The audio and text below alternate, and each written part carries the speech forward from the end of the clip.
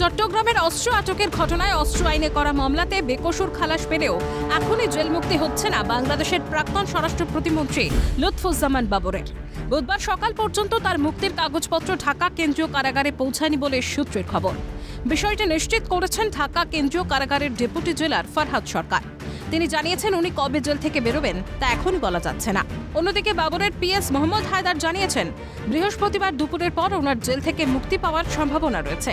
এর আগে মঙ্গলবার আবেদনের প্রেক্ষিতে বিচারপতি মোস্তাফা জামান ইসলাম এবং বিচারপতি নসরিন আক্তারের হাইকোর্টের বেঞ্চ 10 ট্রাক অস্ত্র মামলায় লুৎফুজ্জামান বাবরকে বেকসুর খালাসের নির্দেশ দেয়।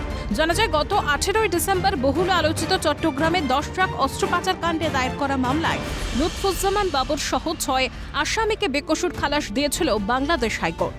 প্রসঙ্গত 2004 সালের 1 এপ্রিল Chittagong urea fertiliser limited CUFL এর জেটি ঘাট থেকে আটক করা হয় 10 ট্রাক ভর্তি অস্ত্র।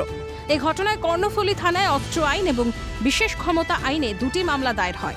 এরপর 2014 সালের 30 জানুয়ারি সেই মামলায় চট্টগ্রাম মহানগর দায়রা জজ আদালত এবং বিশেষ ট্রাইব্যুনাল 1 রায় দেয়।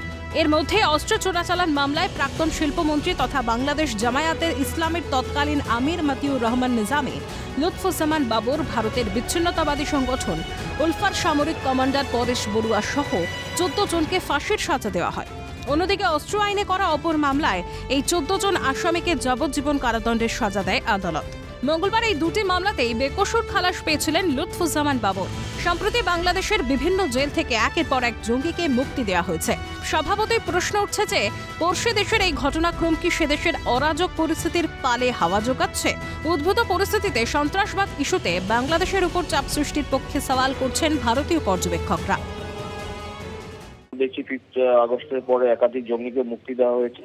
বাকি জঙ্গিরা জেল ভেঙে তাদের সরকারের মদতে বেরিয়েছে এবং ক্রমাগত জঙ্গিদের ছেড়ে দেওয়া মানে হচ্ছে এই জামাত এবং এই যে অন্যান্য যে র্যাডিক্যাল ফোর্স আছে তাদের যে প্রভাব বাংলাদেশের রাজনীতিতে বৃদ্ধি পেয়েছে সেটাকে স্বীকৃতি দেওয়া। বাংলাদেশও সেই পথে এগোচ্ছে, অর্থাৎ তারা এই জঙ্গিদের দিয়ে তারা একদিকে সীমানায় এবং দেশের অভ্যন্তরে তারা বিভিন্ন নাশকতামূলক কর্মকাণ্ড করবে।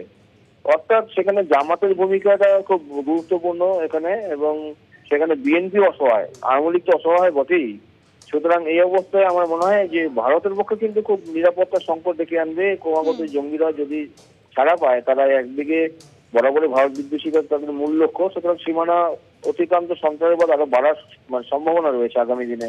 দেশে যত ক্রিমিনালস আছে, বাংলাদেশে যত ক্রিমিনাল আছে, যত জঙ্গি আছে, টেররিস্ট আছে, যারা জেলে বন্দী ছিল তাদের ছেড়ে দেওয়া এবং আস্তে আস্তে তাদের আমাদের ইন্ডিয়াতে ঢুকিয়ে দেওয়া, সে ওয়েস্ট বেঙ্গল দিয়েই হোক বা আসাম দিয়ে হোক বা মেঘালয় দিয়েই হোক, ঢুকিয়ে এইখানে ভারতবর্ষে যে স্লিপার সেলগুলো ছিল সেই স্লিপার সেলগুলোকে বিভিন্নভাবে অ্যাক্টিভেট করা। এখানেই প্রশ্ন উঠছে যে ভারতকে অশান্ত করতে কি বাংলাদেশের জেল থেকে একের পর এক জঙ্গিকে মুক্তি দেওয়া হচ্ছে? নেপথ্যে কি ইউনূসের সরকারের প্রচ্ছন্ন মদত? প্রশ্ন ওয়াকিবহাল মহলের। ক্যালকাটা নিউজ।